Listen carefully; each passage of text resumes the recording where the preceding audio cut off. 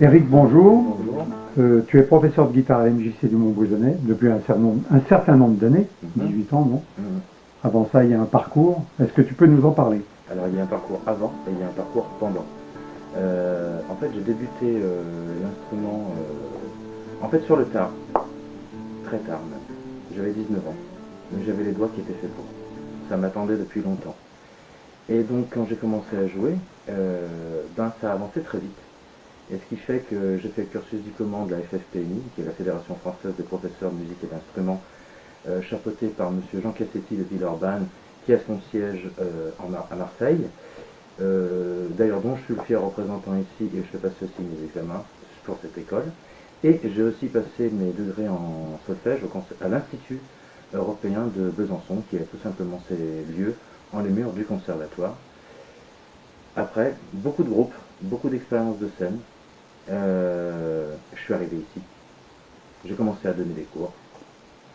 Entre le moment où j'ai commencé à jouer et le moment où je suis arrivé ici, il y a dû se passer, grosso modo, je suis arrivé en 2001 ici, j'ai commencé à jouer en 92, donc 9 ans, si je sais à peu près compter. Et à la suite de ça, il y a toujours eu énormément de musique en parallèle des cours. C'est en termes je dirais de crédibilité. Il y a besoin pour moi qu'un prof, qu'un enseignant pratique son art, quel qu'il soit. Et c'est pour ça qu'il est important pour moi de communiquer, outre le fait de poser les doigts sur un instrument, mais qu'est-ce que c'est que d'être un musicien? Alors, je n'ai pas la réponse à cette question, j'aide juste à trouver le chemin pour avoir chacun sa réponse. Ma prétention n'ira pas plus loin. Mais de par mon expérience, justement, j'aide les élèves à aller vers la musique. De former des grands lecteurs, c'est jamais ça qui m'a intéressé. Par contre, de former des bons musiciens, ça me branche, j'en suis très fier, oui. Et d'ailleurs, je suis un musicien et un prof extrêmement fiers de ces élèves, parce qu'ils ont une dévotion pour leur art et ils comprennent extrêmement rapidement là où je veux en venir. Donc ça, c'est l'aspect positif. Ok. Tu es devenu enseignant à l'MJC tout de suite en arrivant à Montbrison? Oui, alors j'étais tout de suite en arrivant à Montbrison, sachant que moi je ne suis pas de Montbrison, hein. J'habite à 37 km d'ici, mais j'étais déjà prof avant, et ce qui fait que, encore une fois, pour moi, la cohérence entre l'aspect scénique, composition, enregistrement et pédagogique, c'est indissociable. C'est les doigts de l'âme. Et quel est le plus important pour toi dans l'enseignement de la guitare? Savoir ce que la personne qu'on a en face de soi aime, savoir qui elle est. Parce qu'en fait, je me rends compte que la musique, c'est quelque chose, comme tous les arts, c'est quelque chose de très humain. Et on ne peut pas savoir et comprendre ce que la personne veut faire si on ne s'intéresse pas à qui elle est. Et surtout que certaines personnes ont une nette tendance à se dévaloriser, à se voir sous une petite échelle, alors qu'ils sont tellement grands, intelligents, plein de talent, plein d'idées, plein de doutes. La phrase de Charles Bukowski. C'est étonnant à quel point les gens fabuleux peuvent être pleins de doutes alors que les crétins sont pleins de certitudes. Encore une fois, c'est la mise en exergue de cette citation. Si je viens à la MJC du Mont-Brisonnais pour jouer de la guitare, est-ce que je jouerai tout ce que je veux ou ce que tu veux, n'importe quel style? Tu viens pour ce que tu veux. Quand tu vas au restaurant, c'est le chef de cuisine qui choisit ton menu ou c'est toi qui te fais ton menu? Voilà, tu as la réponse. Ici, pour moi, je ne suis pas aubergiste, je suis restaurateur. Un aubergiste, il fait un plat, il te donne, t'aimes pas, c'est pareil, pour lui, il s'en fout. Fais ton menu, fais ton plat, écoute ce que les autres jouent. Comme un plat qui passe sous ton nez quand tu es au resto, peut t'interpeller et dire waouh, ça a l'air super bon son truc à lui. C'est pareil, je suis là pour susciter la curiosité. Je ne sais pas qui a dit que c'était un vilain défaut, mais il avait un problème celui-là. Il est intéressant, il est important que tu viennes pour ce que tu veux, que je m'applique à te faire suivre ce que tu veux, et qu'après je m'applique à te faire découvrir d'autres choses, et que les autres mettent de manière inconsciente en ça, en étant tout simplement eux-mêmes, et en demandant aussi ce qu'ils veulent. Mais comment faire un enseignement personnel dans un groupe? Si j'ai bien compris, tu as plusieurs élèves. Ça c'est génial. Là justement, on aborde le sujet qui me branche vraiment. La concentration, c'est quelque chose de très particulier.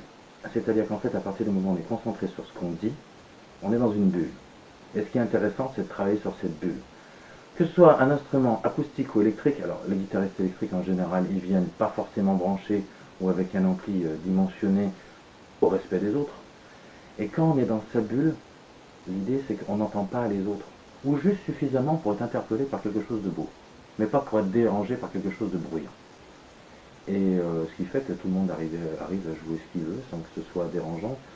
Enfin, je sais pas, j'ai deux personnes là qui m'entourent qui sont, outre le fait d'être des collaborateurs, des amis, on s'est rencontrés en tant qu'élèves, je pense que s'ils sont toujours là, c'est qu'il y a peut-être des raisons. Cette rencontre s'est faite lors du forum des associations. En fait, je cherchais à jouer d'un instrument. J'étais un peu indécis sur l'instrument en question. Et c'est vraiment la rencontre avec Eric qui m'a amené vers lui. Voilà, ça fait 2 ans que je le connais. On s'est liés d'amitié.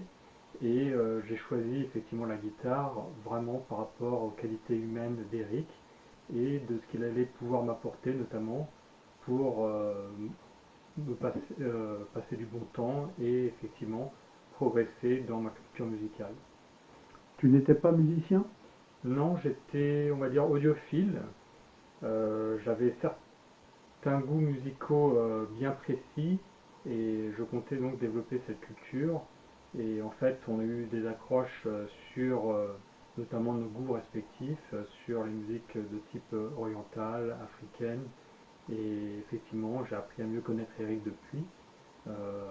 Voilà, il propose vraiment une musicalité à part, avec des inspirations très très ouvertes, avec une musique d'échange, et c'est exactement ce que l'on retrouve dans ses cours. Et tu as progressé en 2 ans comme tu l'espérais? Alors, je n'ai pas pris les cours sur le plan d'une progression technique, mais vraiment pour trouver un cadre où je me sens bien. Et c'est ce que je retrouve au sein des cours. Je progresse à mon rythme, c'est le cas des élèves en général. Il n'y a pas de rythme imposé comme en général on le retrouve dans la vie, et c'est exactement ce qui me convenait. Merci.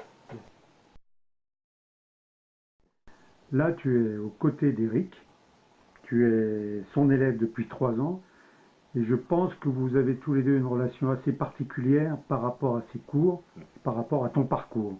Est-ce que tu peux nous expliquer, ou tous les deux nous expliquer? Il était une fois la rencontre avec mademoiselle Clémentine. À l'époque, je débutais une formation pour tout ce qui était l'atténuation et l'apprendre à vivre des personnes atteintes de troubles dyslexiques ou dysphasiques ou dyspraxiques ou dyslexiques, qui sont des troubles de la coordination, ce sera même plus joli, soit des gestes, soit de la lecture, soit du calcul. Et donc, après, Clémentine le vit, donc elle l'explique encore mieux que moi. Alors moi je suis dyspraxique, dyscalculique et dysgraphique. Donc j'ai des difficultés avec les mathématiques et des difficultés avec l'écriture. Et aussi avec la coordination des mouvements. Et ce qui m'a amené aux côtés d'Eric, c'est que depuis toute petite j'ai toujours aimé la musique et que j'ai toujours voulu faire de la guitare, mais disons qu'on m'a pas laissé l'occasion. Et donc, vu que mon papa donnait des cours ici, il m'a mis en contact avec Eric. Et depuis 3 ans maintenant, je prends des cours avec lui et ça me permet de faire ce que j'aime et d'atténuer aussi mes troubles. Alors moi j'irais même plus loin, elle a complètement changé. Au début, ça devait être un peu compliqué. Au début, c'était super dur pour elle. Enfin, je veux pas, si je me trompe, tu dis. Hein. Mais c'était. Moi, je dirais, ça fait 3 ans. La musique a l'énorme avantage. On parlait de l'aspect. Lyrique. On parlait de l'aspect Tu as, je thérapeutique de crois, la un musique qui est parcours complètement un vital peu et important. particulier. C'est que la musique, c'est la vie. La vie, c'est la musique. Ça doit sonner de la même manière. Et quand on est bourré d'envie musicale, de talent, de vibe, comme on dirait maintenant, que Clémentine, il faut jouer. Et ça, tu l'as ressenti tout de suite, Clémentine, quand tu as commencé la guitare? Pas tout de suite. Pas tout de suite. Ça a mis du temps? Je dirais pas. J'avais cette envie en moi depuis toujours, mais je ne savais pas comment. J'avais pas les clés. Et on va dire que Eric m'a donné les clés pour pouvoir avancer aussi. Et pouvoir aussi prendre confiance en moi. Et du coup, suite à ça, ben, j'ai eu beaucoup de... Oui, j'avais pas confiance en moi du tout, en fait. Alors, tout ce qu'elle a fait de bien, elle l'a fait grâce à son travail. Moi, j'étais juste là pour aider, comprenons-nous bien. Le boulot, la musique, c'est comme pour le piano, c'est un énorme avantage, c'est que ça fait travailler les deux hémisphères du cerveau. Et c'est en fait le problème qui arrive avec les troubles 10. Donc c'est là où c'est important, c'est de mettre en exergue tout ça, de trouver tout ce qui va dans ce qui ne va pas. Et maintenant, ben, c'est plutôt difficile de trouver ce qui ne va pas dans tout ce qui va.